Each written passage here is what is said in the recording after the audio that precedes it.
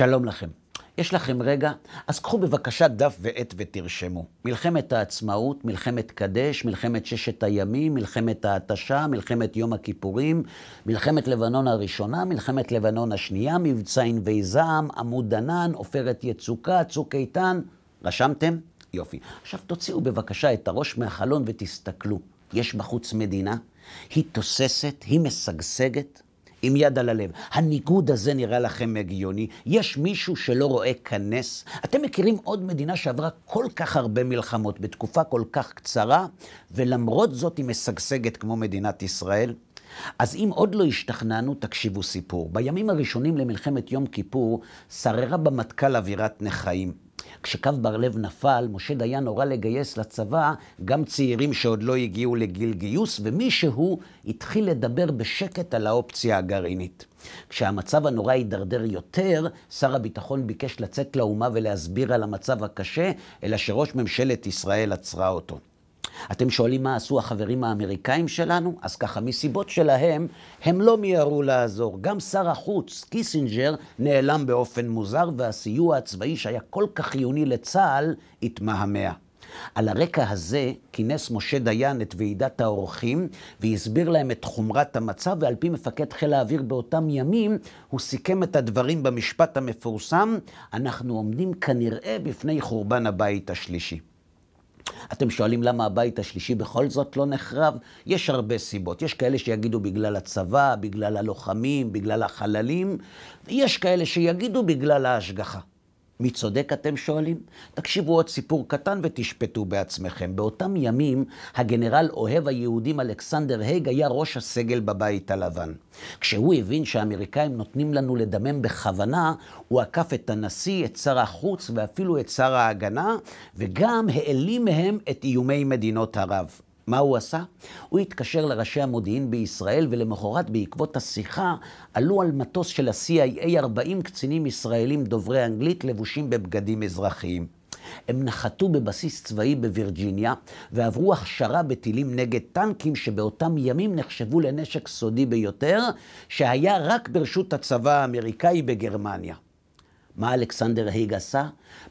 בשקט הוא ניקה את המחסנים האמריקאים מהטילים הסודיים ושלח אותם לישראל. יומיים אחרי שהטילים הגיעו, נערך בדרום קרב השריון השני בגודלו בהיסטוריה, שסימן את המהפך בחזית הדרום. אז תגידו, זה נס או טבע? השגחה או מזל? התשובה לכך נמצאת בפרשת השבוע.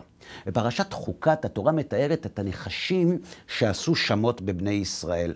בעקבות המתקפה, עם ישראל צועק אל משה, ומשה צועק אל הקדוש ברוך הוא, אלא שבמקום לעשות נס, הקדוש ברוך הוא מצווה את משה, עשה לך שרף ושים אותו על נס, והיה כל הנשוך וראה אותו וחי. ועל זה בדיוק כותבים חז"ל במסכת ראש השנה, וכי נחש ממית או נחש מחיה? אלא, בזמן שישראל מסתכלים כלפי מעלה ומשעבדים את ליבם לאביהם שבשמיים, היו מתרפאים, ואם לאו, היו נימוקים. ובדיוק כאן, חברים, עולה שאלה. אם כל המטרה היא שעם ישראל יסתכל לשמיים, בשביל מה צריך נחש? ואם צריך נחש, אז לשם מה צריך להסתכל לשמיים? וחוץ מזה, אם עם ישראל יוכל לחשוב שהנחש הוא זה שמחיה, אז למה לרפא את בני ישראל בדרך כזאת? מה, הקדוש ברוך הוא לא היה יכול לרפא אותם בדרך ניסית שאין בה שום ספק? האם זה לא מסוכן שבני ישראל יחשבו שצלם של נחש יכול לרפא? ועל כך משיב הנציב מוולוז'ין בפירושו לתורה, וכך הוא כותב: ראוי לדעת שבשנה האחרונה היה סוף הניסים, ועתה היו עומדים להיכנס לארץ ישראל ולהתנהג בהליכות הטבע תחת ההשגחה. לכן התנהג הקדוש ברוך הוא איתם בשנה זו בדרך הממוצע, כמו אומנת ילד היונק.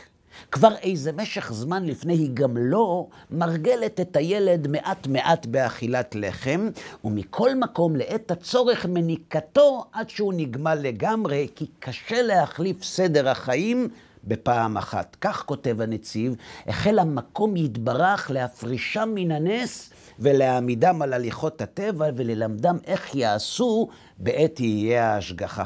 הבנתם חברים? במהלך הנדידה במדבר, אומר הנציב, הקדוש ברוך הוא עשה לבני ישראל ניסים גלויים שלא כדרך הטבע, כיוון שגם המדבר הוא לא מקום טבעי לבני אדם. אבל לפני שהם נכנסים לארץ, הקדוש ברוך הוא מכשיר אותם. הוא מלמד אותם שבארץ ישראל ההשגחה תהיה נסתרת, לא גלויה. שבארץ ישראל ההשגחה נחבאת בתוך הטבע. אלא שההשגחה נסתרת, חברים, יש בה סיכון. היא יכולה לגרום לנו לחשוב שהסיפור של אלכסנדר הייג הוא בסך הכל עניין של תזמון, של מזל, ושהכל טבעי ושהכל תלוי רק בנו.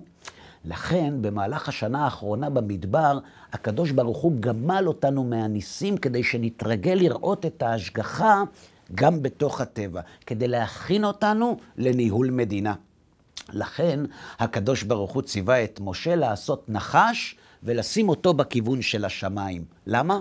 כדי שמי שיסתכל על הנחש יוכל לראות גם את הנחש, אבל גם את השמיים. כדי שעם ישראל ידע מהו האיזון הנכון, שנדע שצריך לחבר את הארץ והשמיים ולא להפריד ביניהם. שעם ישראל ידע שבארצו הוא זקוק גם לנחש הטבעי וגם לשמיים המשגיחים. שצריך גם לעשות, אבל גם לחפש את ההשגחה.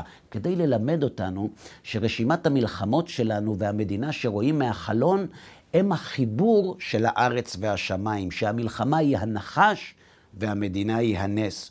זו הסיבה, אומר הנציב, שהקדוש ברוך הוא ציווה את משה לעשות נחש דווקא לפני שעם ישראל נכנס לארץ. הנציב מלמד שהנחש מסמל את נקודת החיבור המדויקת ביותר שממנה אנחנו צריכים ללמוד על השילוב של הטבע והנס במדינה שלנו, כדי שנדע שמי שטוען שהמדינה היא רק טבע הוא טועה, ומי שאומר שהיא רק נס הוא טועה באותה מידה. הנחש נועד ללמד לדורות שהמדינה של היהודים היא שילוב של טבע ונס, ושזו הדרך שהקדוש ברוך הוא מנהל גם אותה וגם אותנו. והכי חשוב, שנדע שכדי להמשיך לחיות כאן, אנחנו חייבים לראות לא רק את הנחש, אלא גם את השמיים. שבת שלום.